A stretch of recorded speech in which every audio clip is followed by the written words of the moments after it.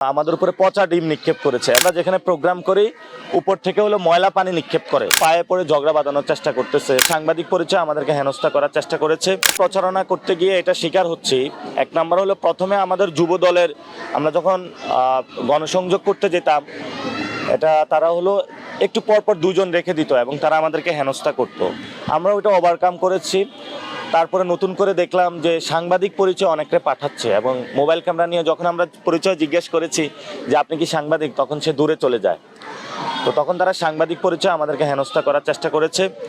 তার পরবর্তীতে আমরা দেখলাম যে আমরা যখন নামাজ পড়তে যাচ্ছি, জুমার নামাজও ওই দিন, আমরা মসজিদ থেকে বের হওয়ার সময় তারা আমাদের গায়ে এসে পড়তেছে, অর্থাৎ পায়ে পড়ে ঝগড়া বাঁধানোর চেষ্টা করতেছে। তো আমরা সেটা বলেছি, আমরা সবাই শান্ত থাকবো, ধৈর্য ধারণ করব, কেউ উস্কানিতে আমরা পা দিব না। তো যখন আমরা এটাতেও বিরক্ত হচ্ছিলাম না, এরপরে তারা নতুন করে স্ট্র্যাটেজি নিয়েছে। আমরা যেখানে প্রোগ্রাম করি উপর থেকে হলো ময়লা পানি নিক্ষেপ করে। ময়লা পানি নিক্ষেপ করার পরে আমরা যখন এটা নিয়ে নিশ্চুপ থেকেছি, তারপরে হলো তারা আমাদের উপরে পচা ডিম নিক্ষেপ করেছে এবং এই কলোনিতেও কিন্তু ওসমান হাদি ভাইয়ের উপরে ময়লা পানি তারা নিক্ষেপ করেছিল। তো তারা আমাদেরকে যতই উত্তেজিত করার চেষ্টা করুক, আমরা উত্তেজিত হব না। আমরা ভোটারদের কাছে যাব, ভোটারদের কাছে অনেক সাড়া পাচ্ছি, বিশেষ করে নারী ভোটারদের কাছে ব্যাপক সাড়া পাচ্ছি আমরা।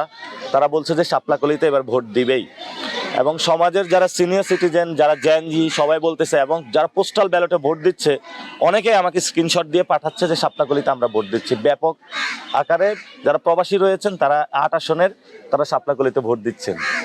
অনেকে ফেসবুকে লেখালেখি করতেছে তাহলে ভোটটাকে একচেটিয়া হয়ে গেল নাকি।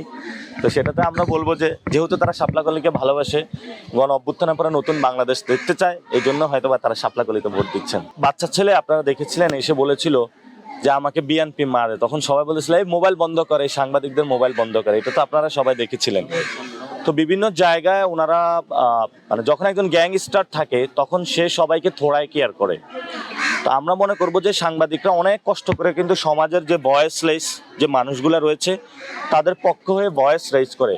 আমরা মনে করি যে সাংবাদিকদের সম্মান করা উচিত এবং ওনাদেরকে ওনাদের যে ফ্রিডম অফ এক্সপ্রেশনের জায়গা থেকে স্বাধীনভাবে সাংবাদিকদের হলো কাজ করতে দেওয়া উচিত, যাতে সমাজের যে বিষয়গুলো উঠে আসে না সেই জায়গাগুলো যাতে সাংবাদিকরা তুলে নিয়ে আসতে পারে। এবার লেভেল প্লেইং ফিল্ডের কথা ডক্টর ইউনূস আশ্বাস দিয়েছেন যে একটি সুন্দর ইলেকশন হবে।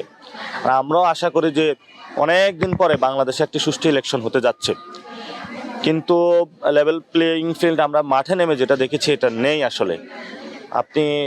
আমরা যখন গণভোটের জন্য বিলবোর্ড লাগিয়েছি, এটা হলো প্রশাসন এবং সেখানে ম্যাজিস্ট্রেট ছিল, সিটি কর্পোরেশন ছিল এবং বিএনপির নেতাকর্মীরা একসাথে সেগুলা তুলে নিয়ে গিয়েছে। কালকে রাত্রে একজন র্যান্ডম পিপল আমাকে মেসেজ পাঠিয়েছে যে ভাই আপনার ব্যানারগুলো খুলে নিয়ে যাচ্ছে।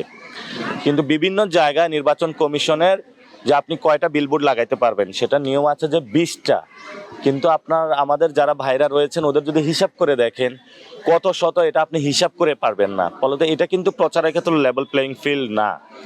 তারপরে যে পোস্টারগুলো লাগানো হয়েছিল ওগুলা কিন্তু এখনো তোলা হয় নাই।